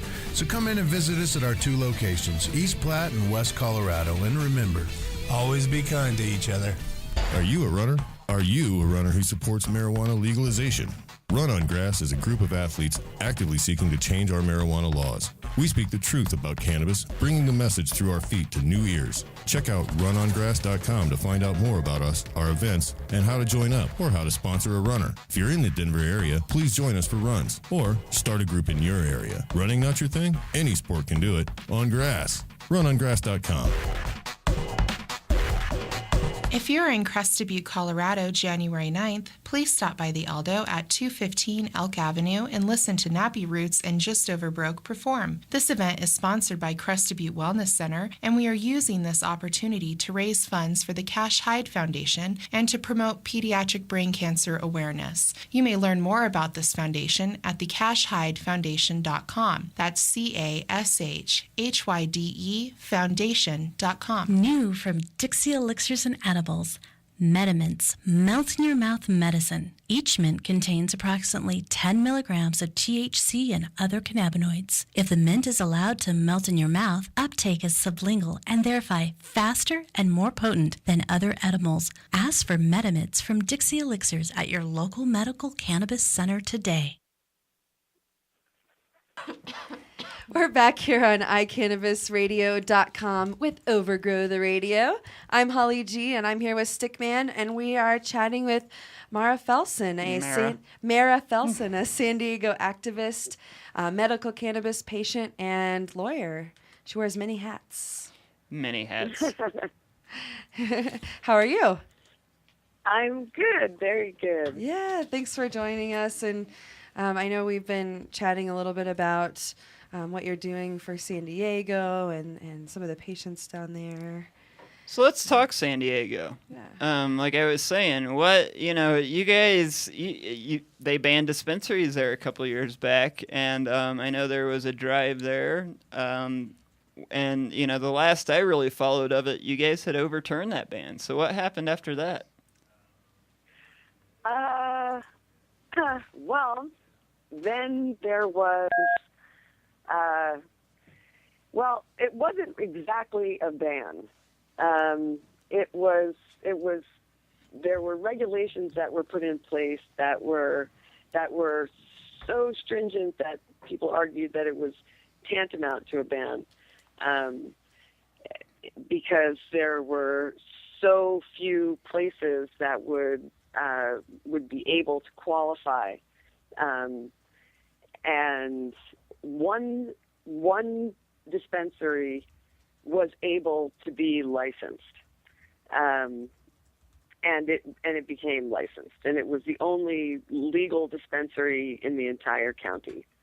But then they had a sad little demise because they got a landlord letter, essentially. I mean, that was the fate of all of the remaining dispensaries. There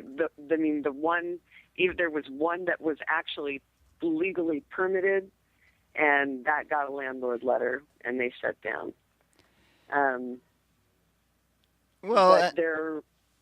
I'm sorry, continue. Go on. No, I was just going to say, I think, the big message there is how much that hurts patients, because like you hit on before, all that does is it doesn't get rid of the cannabis in your community. It drives it back underground, and it drives it back to home grows. It drives the dealing out into the streets. Well, and I have to ask, like right there locally, what is the quality? I mean, I know here most of my meds I get are tested. I know where they come from, how they're grown. I'm guessing you're not getting tested meds there. No, there never were tested meds here. It's not like what you'll see or what I've seen in some places in the Bay Area. I mean, that's what you get when you have a lack of regulation. These were things. It's not for a lack of trying. It's not for a lack of begging by the constituencies to come to the city council meetings, to the board of supervisors meeting. The distinction being city versus county, and that there have been multiple multi-hour-long meetings of these municipal bodies where people have been begging for regulations for any of those reasons, whether they be, to test them for THC or CBD or mold or pesticides. None of that was happening even when the doors were open. But a lot of that is because there was so little. Everything had an air of fly-by-night to it because of the instability, the uncertainty about whether or not they're going to still, whether or not they would just be randomly rated, whether or not they'd be getting, some kind of a zoning letter from the municipalities, or whether they just get a landlord letter, which just says you've got 30 days. Sure. Well, I mean, do you see, your opinion, of course, do you see a positive future for the San Diego area? I mean, I personally know patients out there that are hurting as we speak because they can't get meds. Do you see anything positive happening in the future in that aspect? Man, As you laugh. I wish I could be something other than the voice of doom and gloom. Sheesh. You know, it's actually, I take that back. I take it back completely. There is a huge ray of hope. We have a new mayor, and he is the difference. He is just, if the guy that we had before, Mayor Sanders, was night, this guy, Bob Filner, is day. One was a hardcore law and order Republican. Bob Filner is a super progressive Democrat, and he has been, and he campaigned on. I mean, one of the many things that was good coming out of his mouth was his commitment to safe access. So, actually, that is a very, very positive note that we could end on, which is absolutely. There's a lot. There is a lot of hope now that I see in San Diego that I didn't see before, just because of the elections, our local elections. You know, the federal elections seem to be irrelevant. Very good. Well, we're going to put it on you here at Overgrow the Radio that you and the rest of the activists there in Southern California, you got to get together and get things rolling and get that access, you know, hold him to those promises. Yes, please do. Yeah. So let's get it legalized in California. Mara, before we do let you go, yes, exactly. We've talked with other guests recently from Cali that, you know, I guess we should probably get your opinion on this. You know, how does it feel that you guys had a legalization measure that, failed? What are your feelings on watching another state be the first one to do that? Or two states, I should say. Oh, I think it's great. I think it's fantastic. I don't think it could be any better than what it was, that it was both, you know, that it wasn't just one state, it was Colorado and Washington, two places that are very, like, you know, independent spirit, frontier kind of, you know, don't tread on me type of a thing. And sure. That is just the kind of place that should be pushing that envelope. I mean, I think that California, we have really, really taken it on the chin. We have taken, I think by being the first medical state, that there was so much opposition that was organized to prevent that from passing in 1996. And it wasn't like they disappeared once the law was passed. They've just been looking for new and exciting ways to still implement, to thwart the implementation of the laws that the people clearly want. Absolutely. But it's so much better, in my opinion, that it happened somewhere else, because really, I mean, I think that we can't, we can only take so much, you know, in terms of the federal pushback. And if somebody else is going to try that experiment, I'm thrilled to see it start somewhere first, and I'm thrilled to see California get pulled along with it, and I think it really will. Well, and I'm going to knock on wood as I say this. As I mentioned earlier, the feds have kind of had a hands-off approach here, and I have preached from the beginning. I feel that we have sort of a double layer of protection now with 64. It even adds that extra layer because we are working with the state government. So we will do our best. I'm actually personally involved in one of the working groups, and I promise everyone listening. Yeah, I'm stoked. It's like my best Christmas present ever. But we will do our best to move forward so that other states can look at us and say, wow, that's the way this has to happen. And hopefully soon this will be a non-issue. Yeah, I mean, if anybody's poised for it, Colorado's really poised for it. They definitely have their act together far, far more than Washington does. We're trying. Well, we got to run, Mara, but we'll get you back on again to talk some more legal stuff. And we really appreciate you being on. But before we go, do you have a website just in case the police want to mess with anyone in San Diego? And well, if anybody wants to get in touch with me, they can send me an email to Mara, MARA.law, LAW, @gmail.com. Very good, ma'am. And keep up the fight out there. You know, as I talked earlier on the phone with you, there's a lot of comparisons between there and the Springs. It's military, it's conservative. You guys definitely have a battle. Kudos for all your hard work. Yes, and you too. Thanks for everything that you do. It's I'd love to get information from you guys. Absolutely. Thank you. Well, we'll chat soon. Enjoy the rest of your night. You too. Bye-bye. All right, we're going to take one more break, and then we've got a few more minutes. We're going to chat about a couple things, and we're going to talk one more time with Miss Jessica about this concert coming up. So stick with us on iCannabisRadio.com's Overgrow the Radio. Peace. Let's face it, rules and regulations are complicated, especially in the field of medical marijuana. Let Medical Marijuana 101 help you get through the compliance process. We can also explain to you your employment requirements, your employees, and your business. But our work doesn't stop there. Our experience in cultivation ranges from the design of grow rooms to the diagnosis and resolution of grow problems. Visit us at www.medicalmarijuana101.com or call 303-388-7706. That's 303-388-7706. Are you a runner?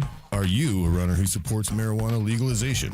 Run on Grass is a group of athletes actively seeking to change our marijuana laws. We speak the truth about cannabis, bringing the message through our feet to new ears. Check out runongrass.com to find out more about us, our events, and how to join up or how to sponsor a runner. If you're in the Denver area, please join us for runs or start a group in your area. Running not your thing? Any sport can do it. On grass. runongrass.com.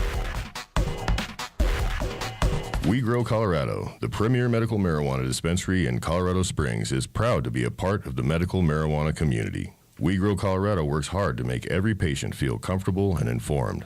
With a great selection of medical cannabis in multiple forms, the patient finds many premium choices to aid in their self-treatment. The staff at We Grow Colorado is another large part of what makes We Grow Colorado the #1 choice for many patients throughout the state. Visit them today at 2502 East Bijou Street in Colorado Springs for an experience that will last and last. New from Dixie Elixirs and Edibles, Metamints, melt-in-your-mouth medicine. Each mint contains approximately 10 milligrams of THC and other cannabinoids. If the mint is allowed to melt in your mouth, uptake is sublingual and therefore faster and more potent than other edibles. Ask for Metamints from Dixie Elixirs at your local medical cannabis center today. That Mad Hatter Smoke Shop has everything from space glass to butane and butane accessories, I tell you what. Located at 6091 West Colfax in Lakewood, and now at 2615 Walnut Street in Denver. Ah! God damn it, Reclaim, put your pants back. The law offices of Edson, Mayton, and Matz provide criminal defense, medical marijuana defense, and advice about setting up and running medical marijuana centers, optional premises cultivation operations, and infused product manufacturing businesses throughout Colorado. With offices in Denver and Aspen, we can offer assistance throughout the entire state of Colorado. Give us a call at 303-831-8188. That's 303-831-8188. Or visit us online at warrenedson.com.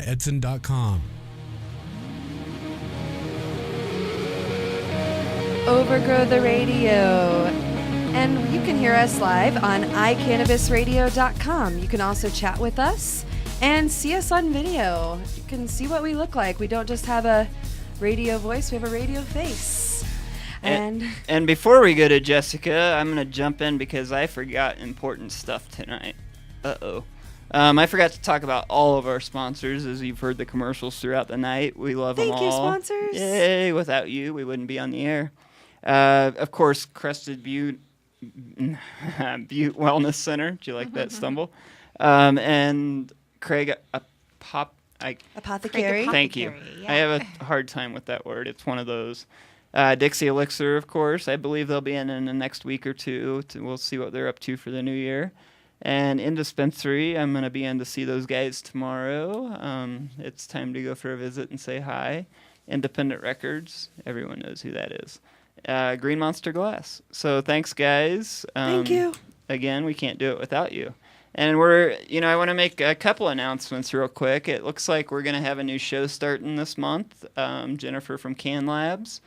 I was not able to get up with her and get the details, but I'm just going to throw a spoiler out there and say she's ready to go. So we will have a science-based show soon. Sweet. On the air. Yeah, That's absolutely. Awesome. So before we get out of here, we do have to talk to Miss Jessica again, so she can let everyone know about the concert next week. Yeah, my company is sponsoring a Nappy Roots concert with Just Over Broke also performing at the Eldo in Crested Butte, Colorado. And it's at 215 Elk Avenue. So if you're up there on January 9th, be sure to check it out. It starts at 10 p.m. And my company, instead of just putting our banners and, handing off promotional stuff for our company, I decided it would be a great opportunity to get some information out there about the Cash Hyde Foundation, to raise some funds for that, and to promote pediatric brain cancer awareness. It's a good cause, and I'm happy to have the opportunity to be a part of that. And we'll see how much funds we can raise. I hope people come out and are generous and inquisitive as to that foundation. It's a great cause. Absolutely. I've seen them in concert a couple times, and they put on a really good show. I encourage fun. It's really everybody upbeat. to get out. They're from the South. Well, they're from Louisville, Kentucky, I believe. Kentucky. And if I'm wrong, shoot me. But shoot. Well, there's two bands. There's the Nappy Roots and there's the Roots. The Roots is more like rap and... One of the two is from Louisville, so I always get them confused. But I've definitely seen both of them multiple times, and regardless, it's going to be a great show. They are from Make the sure South. you get up It'll be there. a fun time. Absolutely. So where do people get tickets? Is it at the door? Or? Yeah, you can buy them for $20 a ticket at the door, and but the Eldo suggests buying it in advance, as this is a pretty popular band, and tickets should sell fast. And you can buy the tickets in advance at the Eldo on 215 Elk Avenue in Crested Butte. So nice. Online at all, or they have to I go there? don't believe they are doing it online. The owner of that business didn't notify me of any online sales. I believe that they're just through the business. So if you're out of town, just call them and give them a credit card number, and life is grand. Hey, try. It's I worth a think shot. that would work out just fine. Or get some cash. Yeah, again, I hope everybody who can make it up is up there. I was just saying during the break that unfortunately I have board meetings like 4 nights this week, so that's my week. Fun.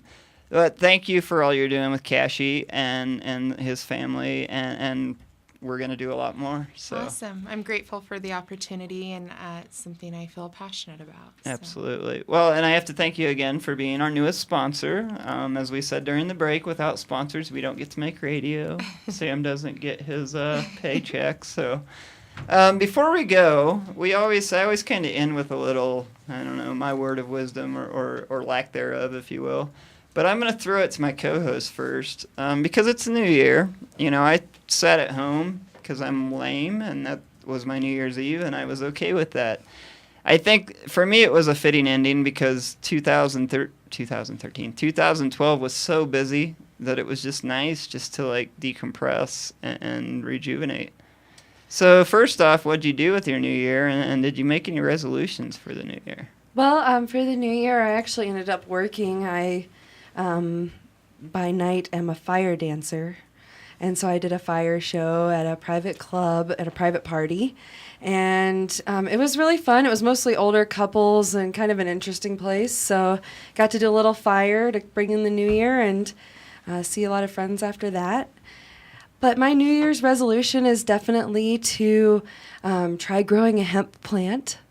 That's definitely a big one for me. I've never done that. I've grown cannabis for 5 or 6 years now, but hemp I've never done. So I want to research that. And I also want to eat better because there's a lot of bad food out there that are cancer causing, and I want to get everybody to start making their own food and stop buying Monsanto. Eat raw, eat whole, eat good. Eat good. Eat good. That's my resolution. I lived in the South. I know how to eat good. Eat well. No, that's not really good food, but I can eat good. We're going to get out of here for the night because I've got bowls to smoke, and my back always tells me when it's time for the end of the show. Before we go, I've been preaching since we passed 64 that it's very, very essential the way that we move forward from here. I guess my New Year's resolution for myself and all of us, not just here in Colorado, but throughout the world, is to be one. As we've mentioned periodically tonight and through all our shows, unity is key. When we stand together, we cannot be beat. When we stand divided, we'll never win. We don't always all like each other. I've had conversations with people since '64, great conversations, and we were cussing at each other when we were opposed or for and opposed. So, I mean, the thing there is, put your differences aside. We all have bad, we all have good. Let's work with the good in each other and let's get things done. Let's make 2013 the best year yet. Let's put a lot more states on the map that aren't sending people to prison for a plant. Legalize it. Legalize it. Until next time, get out there, hug somebody, and make stuff happen. We love you. Peace. If you're in Crested Butte, Colorado, January 9th, please stop by the Aldo at 215 Elk Avenue and listen to Nappy Roots and Just Over Broke perform. This event is sponsored by Crested Butte Wellness Center, and we are using this opportunity to raise funds for the Cash Hyde Foundation and to promote pediatric brain cancer awareness. You may learn more about this foundation at thecashhydefoundation.com. That's CASHHYDE foundation.com. New from Dixie Elixirs and Edibles, Metamints, melt-in-your-mouth medicine. Each mint contains approximately 10 milligrams of THC and other cannabinoids. If the mint is allowed to melt in your mouth, uptake is sublingual and therefore faster and more potent than other edibles. Ask for Metamints from Dixie Elixirs at your local medical cannabis center today. Dixie Botanicals hemp oil wellness products featuring Salvation Balm. Salvation Balm offers salvation for your tired muscles. In addition, natural ingredients support the skin's own internal renewal process. Dixie Botanicals Dewdrops Hemp Oil Supplement featured in 2 formulas, a 1-ounce 100 milligram formula and a 2-ounce 500 milligram extra support formula. Dixie Botanicals Hemp Oil Dewdrops support your health and wellness goals. Hemp oil is well known for being a rich source of highly bioavailable protein. Additionally, Dixie Botanicals Dewdrops is a healthy source of all 9 essential amino acids, high amounts of fatty acids and fiber, as well as vitamin E and trace minerals. Last but not least, Dixie Botanicals Hemp Oil Supplements. These capsules are carefully selected and extracted using a process designed to preserve their naturally occurring constituents. Dixie Botanicals offers hemp oil support for all your health and wellness goals. Find us at dixiebotanicals.com. This is Jessica Asplund with the Crested Butte Wellness Center and the Craig Apothecary. I'd like to invite you into either of our locations to see the difference compassion makes. With everything from sublingual tablets, gluten-free products, and a growing variety of edibles, there is sure to be something right for everyone. We carry only top-shelf, organically grown cannabis at affordable prices for everyone. Stop in and see us at our Crested Butte location at 329 Bellevue Avenue or at our Craig location at 611 Breeze Street. Hi, Josh Stanley here from National Geographic's American Weed. I'm here with my brothers, and we've just recently put together a foundation in Colorado to allow for cancer patients and other patients of debilitating conditions to be able to get a hold of cannabis-based oil that's just about free of charge. I've just about had it with seeing sick patients suffer needlessly just because they can't afford the proper medication. That's what the Realm of Caring is going to change. Visit therealmofcaring.com. The website will be complete and up on 4/20 of 2012.